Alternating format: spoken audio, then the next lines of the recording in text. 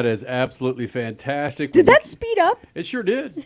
Yeah, it sped up. Wasn't that kind of tasty? Yeah, that was good. I have no idea why it just sped up, but we might as well make it official. Like,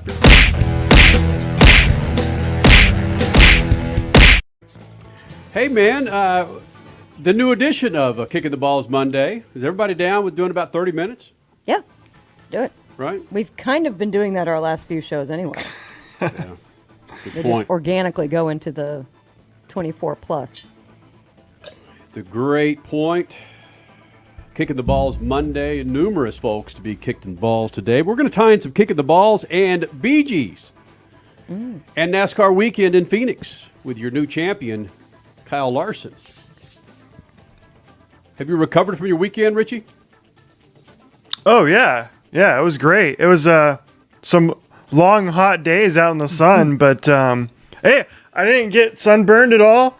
I actually put some sunscreen on yesterday, and I didn't get burnt, so that's always a good thing when you're out at a NASCAR race in the sun in Arizona in the middle of November, not get sunburnt. And so as long as I didn't do that, then that's good.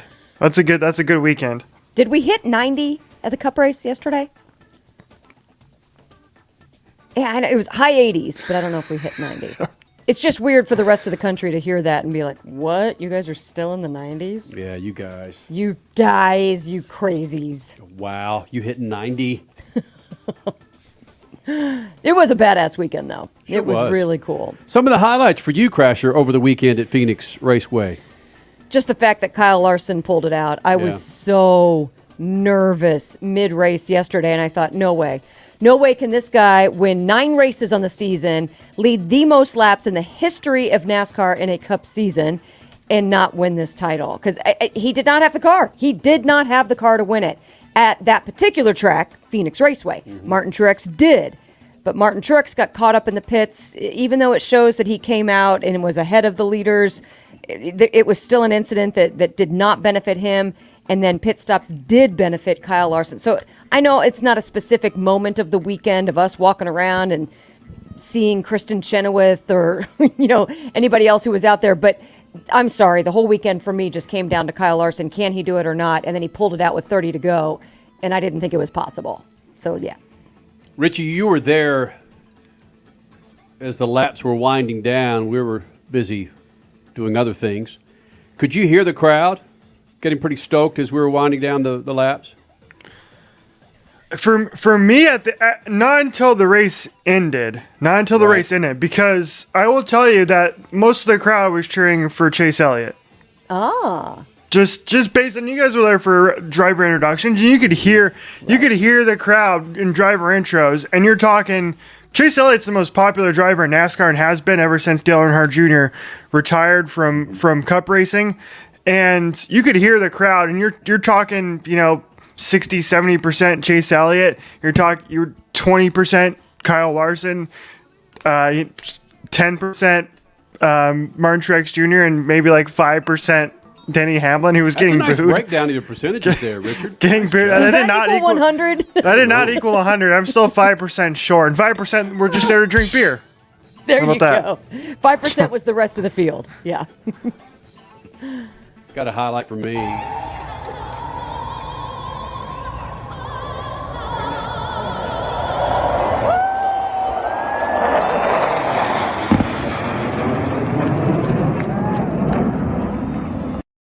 That's always a highlight. Yeah. You can't even hear her say brave. You hear home of the, and then somebody else goes, woo, and then the flyover. You seen those cats fly by in the missing man formation, and then when we think they're done, Oh, yeah, that's 60 right. seconds later, they separate and decide to make us defecate our pants. Yeah, they came sideways around the track, and nobody was expecting it. So, they came 2 by 2. So we were like, "Whoa, what's that?" And then all of a sudden, again, we think they're done, and wait, whoa, there's the other 2. It's so cool. Richie, you got some visual highlights on your end from this past weekend? I do. My favorite part of the weekend was the Xfinity race. and it's for a couple reasons. One, it was a night race, which is awesome, and in my opinion, should always be the case at Phoenix Raceway. Right. Get people out of the sun. It's just a cool track at night, and I made my way into the pit road area, and I stuck myself right where the start finish line is for the end of the race, and at one point, I was like, "Oh man, Austin Cindric is going to roll with this," because he had quite a big lead there for a while. Because the race went caution free for a while there towards the end, and then we got a really late race caution. We got a green white checkered finish, and so I was right there at the start finish line for the end of this race, and it was awesome. It was incredible. You talk about hearing a crowd. That's when you were hearing the crowd. Is at the finish of that race, which was about as good as you're going to get anywhere. Because NASCAR. of Daniel Hemrick and Austin Cindric bumping each other. What do they trade paint at least 4 times in the last 2 corners of the last lap? Amazing. Amazing. Yeah. And so I was right there at the start finish line when Daniel Hemrick won the NASCAR Xfinity title, and it looked like this.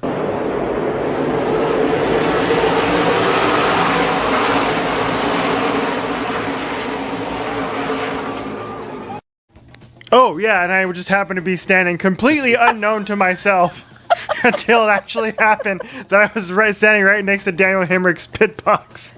You're like, start finish line, cool. Oh my God, it's Hemrick's pits. It's like, oh, why are they celebrating? Oh, yeah, they just won a championship. That's why.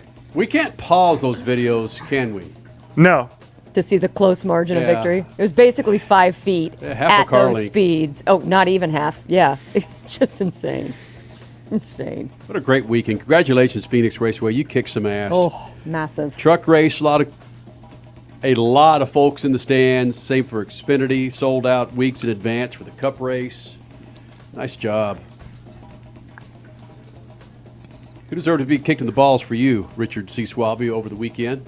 It being a kick in the balls Monday. Right. Well, I need to look up the exact stat, but Right. if you were a favorite in the NFL this weekend, you probably got your ass kicked, and How about that? you probably got kicked in the balls. The 2 that come to mind off the top of actually there were 3 off the top of my mind that come to mind here, which is the Jaguars upset the Buffalo Bills, who were coming in, I think, into the weekend, probably considered to be the best team in the AFC. A couple of baseball teams, right? Right? Right. Well, just giving the score. It was 6-9. Nice. Yeah. The San Francisco 49ers, as we talked about on the Friday show, were favorites going to that game. I would just like to point out that if you were listening to that show on Friday, I told you the Cardinals were getting points in that game and take the points. Cardinals obviously ended up smoking the San Francisco 49ers in that game without any starters in the game. Yeah, I do recall ridiculous. you saying that, Richie, that the Cardinals will smoke the 49ers, so that's why I didn't say that they were going to smoke them. I just said take the points. I'm trying to win people money here. What were they? Like, oh my God, 3 points. It was 2.5. They were getting 2.5 points. It is bizarre, though. I mean, no Kyler Murray, no DeAndre Hopkins, no A.J. Green. Chase Edmonds gets injured. How in the end? No Chandler Jones, right? How did that happen? I mean, we were at the racetrack all day. That's insanity. That's crazy. I refuse to believe, but it's tough. It's tough to not believe after what you saw with that. When Colt McCoy gets in the game, and again, this is a UT fan. When Colt McCoy gets in the game, I expect 1 to 1.5, on average, interceptions. Maybe a pick 6 every other game. Didn't see any of that. Oh, and then the Rams got their shit kicked in by the Tennessee Titans last night too. Oh, you're not even going to go with the Cowboys getting their asses handed to them by the Broncos? Oh, I didn't even see that. Yeah. Did not see that. Oh, yeah. I mean, what was going on? What was in the NFL water yesterday? So many favored teams down. Yeah, Buffalo or the Broncos? Which one's the bigger surprise? I mean, the Jaguars. But the Bills. Yeah. I think, sure. yeah. Right? Yeah.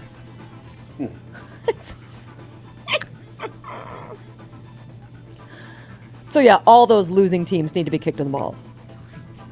I'll do a kick in the balls, and this is strictly for selfish purposes, given the fact that Crasher and I have been a part of the motorsports business for 21 years in the show Speed Freaks.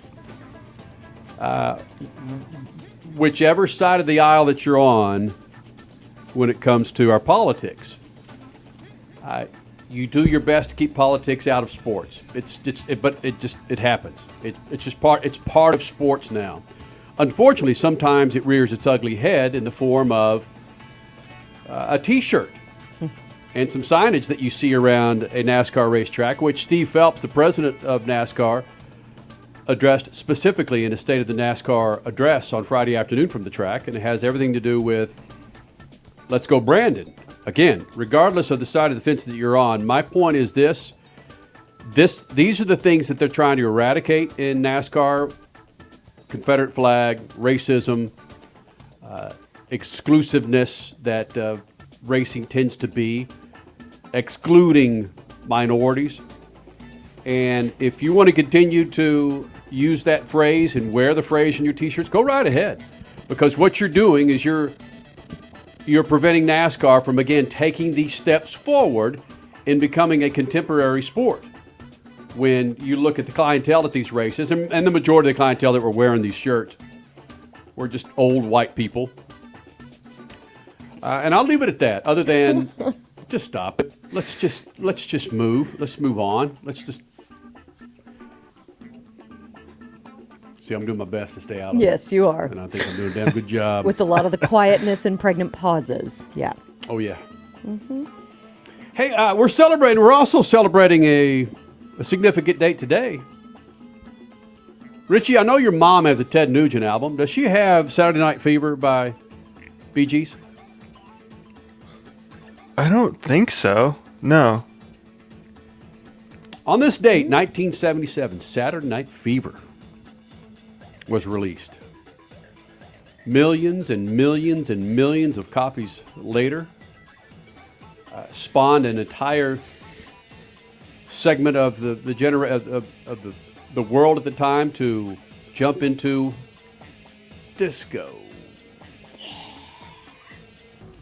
And they also get a bad rap with that. A lot of people blame the Bee Gees for the disco popularity. I hate disco, all of that. There was a disco burning album party at, was it Cleveland or Chicago? No, it was Chicago. Chicago? Mm-hmm. Mm-hmm. That backfired. Was that White Sox? Yeah, that was White Sox. Yeah, White Sox. Mm-hmm. But yours truly, back in 1998, had a chance to interview the Bee Gees. And it was the, gosh. All right, so do the math. Was it 44 years later? Is that right? What are we doing the math 1977? From? Oh, whoa, yeah. Yeah. Ish. Yeah. Saturday Night Fever struck. I'll admit, I was, gosh, when that came out, I think I just turned 16, 15. Whew. My mom was a fan of it. And we'll get to that snappy interview next.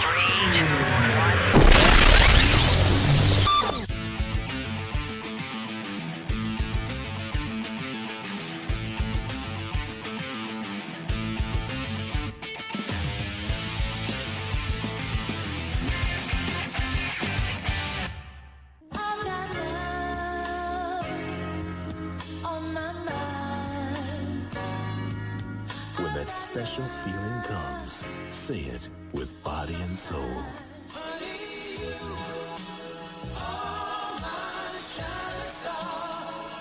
Presenting Body and Soul, 24 sensual classics.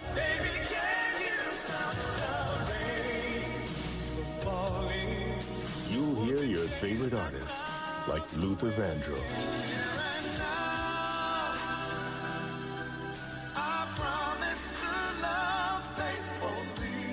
Freddie Jackson,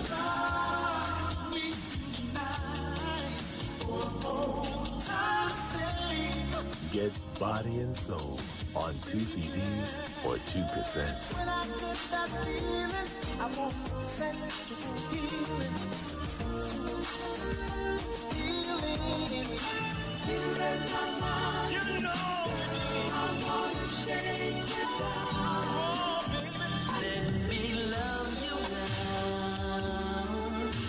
Call now to get Body and Soul.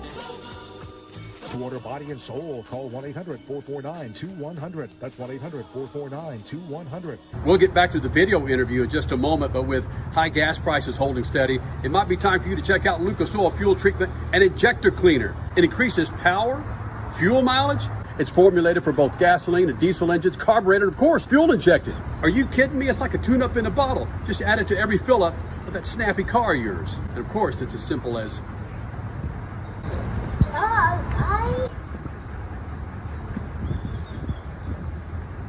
You get it. Now, back to the interview.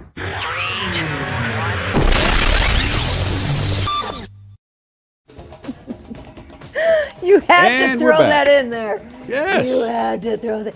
You in my mind, girl, I want to shake it down. Body and Soul. Okay. Look at Richie's face. He's like, never heard of any of those songs. I'm so confused. You know where I pulled that? And did you notice there was no website on that? Oh, yeah. Oh, yeah. So was that supposed to be one of our mock commercials, even though that was a real commercial back in the day? Yeah, that aired in 1998. That aired during one of my sports segments on UPN News 13. What? Whoa. It was a 2-minute spot that I cut down, I think, to about 60 seconds. Wait a minute. What year? 1998. And no website. In 98. Right. Wow. Hey, No but you email, could listen nothing. to it on cassette. Oh, yeah. And still a cassette. That's a good point. Very good point. So good. Whoa. Isn't that greatness? All right, you kind of freaked a few of us out because we thought that was going to be your actual Bee Gees interview, and then we realized, nope, that's not Bee Gees music. So let's get to that. Okay. 1977, Bee Gees released Saturday Night Fever. Richie, can you, as I jabber here, can you get a roundabout number of how many albums, CDs, cassettes, downloads that the Saturday Night Fever's dropped on folks? I'm going to, no, don't say it. I'm going to say it's a crazy number, man. It's the biggest disco record, right? Well, it's Crasher. It's one of the biggest records, selling records of all time. Period. Got Yeah. it. Forget the genre. I'm going to just say in general. 20 million. What do you say, Crash? That's supposed to be a crazy number? I wanted to say 35 million, but I thought No, it might. I was thinking triple digits, like 100 No, million. no, Crash, Okay. again. You said crazy number.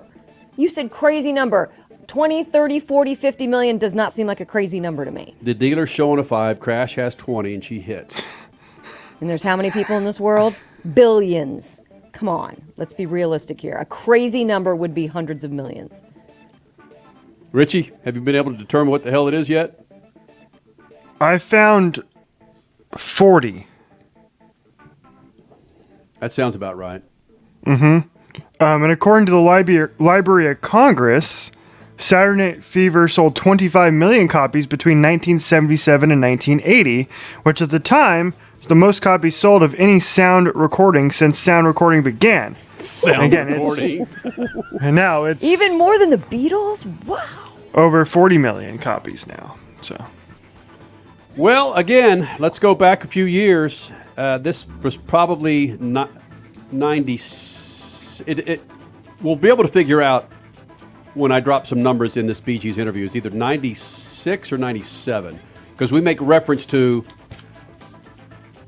so many years ago when Saturday Night Fever came out. So enjoy a couple of minutes as yours truly gets down with some Bee Gees. 20 years ago, their Night Fever soundtrack ignited disco fever, and today, the Bee Gees are still rocking. This week, they were inducted into the Rock and Roll Hall of Fame, and guess what? Kenny Sargent is here to talk about their newest album, talking about staying alive. Oh, yeah, and with this new album, the Bee Gees are one of the few recording artists who've had chart hits in the 60s, 70s, 80s, and now the 90s. and everything could once again be in place for another outbreak of Bee Gees fever. Here they are, the Bee Gees. Fever was so big, you could put out an album, no one noticed, because Fever was just overshadowing everything. It was Fever from the Bee Gees that shook the masses onto the dance floors and created the 70s disco phenomenon. It helped the Saturday Night Fever soundtrack sell over 40 million copies, the biggest selling soundtrack ever. Didn't you kind of stumble on the Night Fever soundtrack? All accidental. Well, that was our album. And our manager was producing the film. So he flew over to France where we were recording, and he heard Staying Alive, I think, How Deep, and More Than a Woman. Everything was filmed to the music, rather than the music being added to the film. With the sales of Saturday Night Fever, the Brothers Gibb have become the biggest selling trio. They're one of the top 5 recording artists of all time and have sold over 100 million albums. Why has your music stood the test of time? Because the Bee Gees are probably the best vocal group in the world. I don't think there's anything wrong with saying. I think what he means by that is there's not many people doing what we're doing. In terms of nobody sings the way we sing. I'm speaking as a fan. I love it. Yeah. I love hearing it when we sing, and I love writing the song. Now, after 3 decades of writing hits, these Brits are back with their 32nd album, Still Waters. It is a basic influence of the last 30 years of our lives. It's what Still Waters is. Musically, at our age now, I think we're in our prime. I think we're singing better than we've ever sung. I think we're writing better songs than we've ever written. That's what's important to us. And we try to get better every year.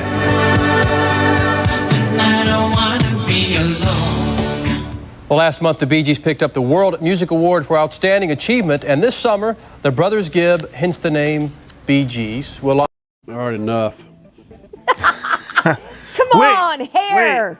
Hair. Yeah, hold on. Is that where they got the name Bee Gees from? Brothers Gibb? Is that true? Geez.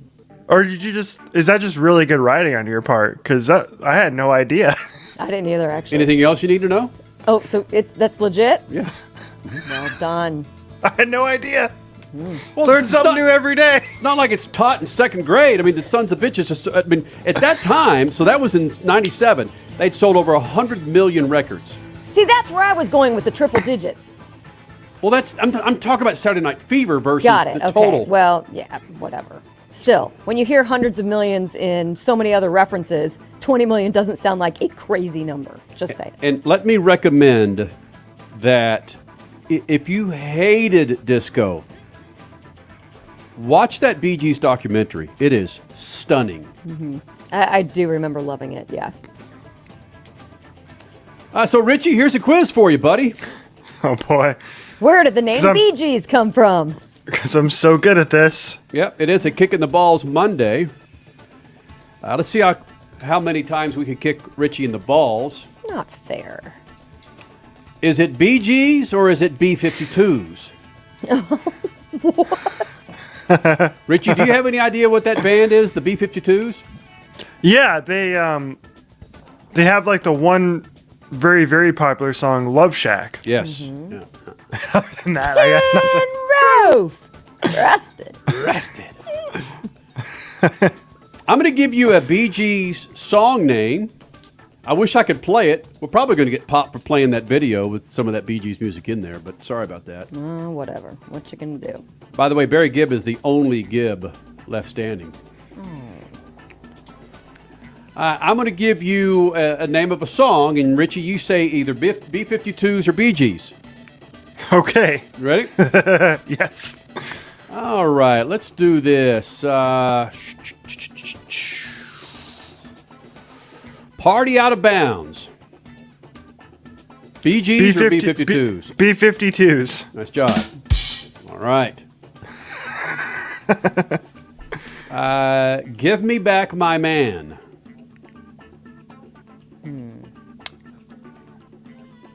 B-52s. I think so. How do I fool you here? Oh, this is a good one. Is That You, Modine?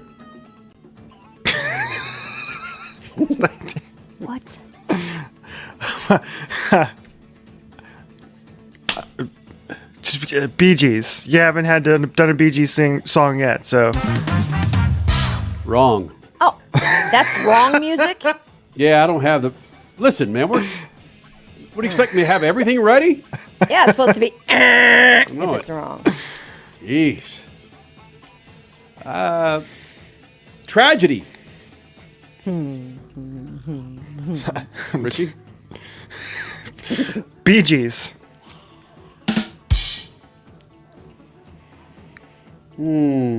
Oh, gosh. How can you mend a broken heart? Crash, don't say a word. Bee Gees. Yeah, I just don't hear B-52 singing. How can you mend a how's it go? Ooh. I've got tragedy in my head now. Right. Oh, this is Richie. This is going to be a tough one for you. B-52s or Bee Gees? The New York mining disaster, 1941.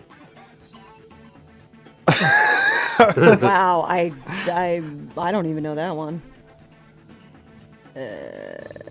I don't think either band is from the United States, which is I know so. I'm just gonna say B-52s. I don't know. That's Bee Wrong. Gees? Bee Gees.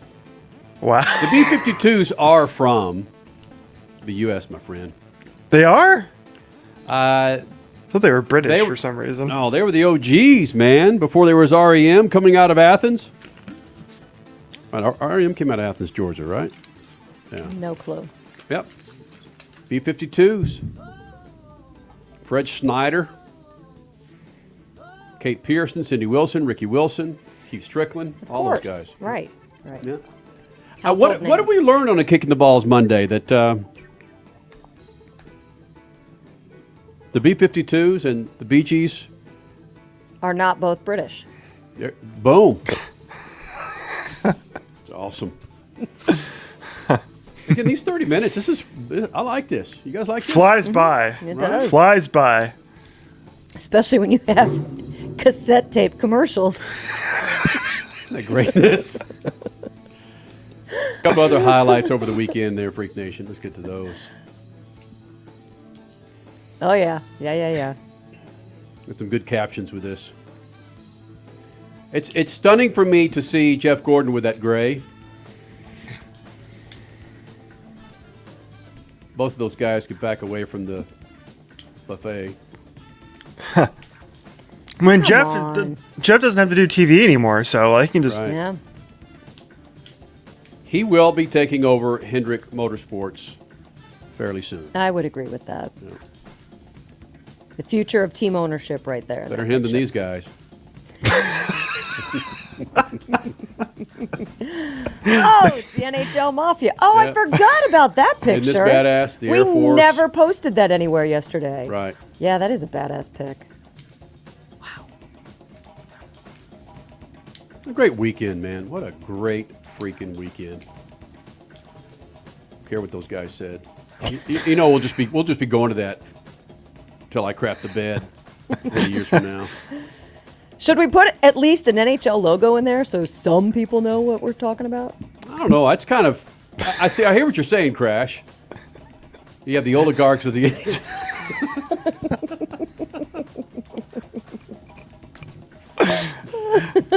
Hey, awesome. Andre Torini got his first win as an NHL head coach on Saturday, so right. Saw that. good for him. Poor Craig Morgan, man. Love me some Craig Morgan, but damn it, sorry you got to cover that team. At least he has a love of the sport. True. I mean, like Richie would make it work too. I don't know what to think of those Cardinals. That was a complete mind F. Love it.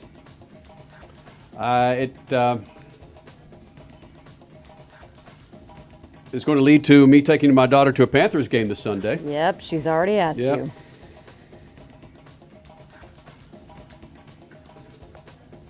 Ooh, and if it's the late game, we got some pre-taping to be doing. Right. I just thought about that. Might not be Speed Freaks Live on Sunday night. Okay, there we go. Oops. Well, he's right.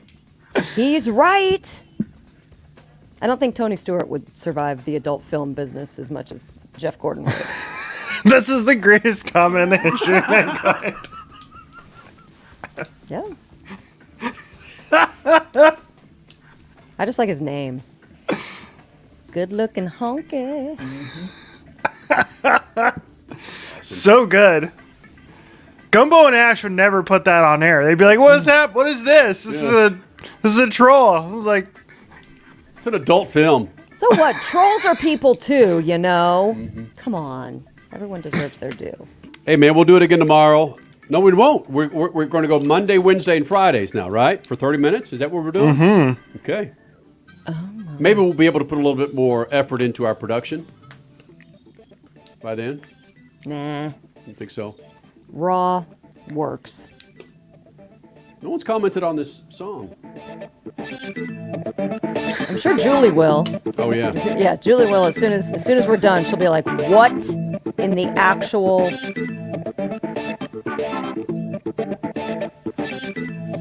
I think I created this 15, 16 years ago. I called it Funky Fly and Fried Chicken. I did. Did you really? Yeah. Yeah. What are you laughing at, Richie? Come on. And of course it listen to that, man. And then it ends like this. It ends with crickets. A little bit of harp. Harp? You mean harmonica? No, it's called the harp, Crash. Those in the know call a harmonica a harp. Okay, where is the P in harmonica? Sorry, Freak Nation. There's not. I don't know how it got that nickname. Be sure to follow us on Twitter, Facebook, Instagram. Later.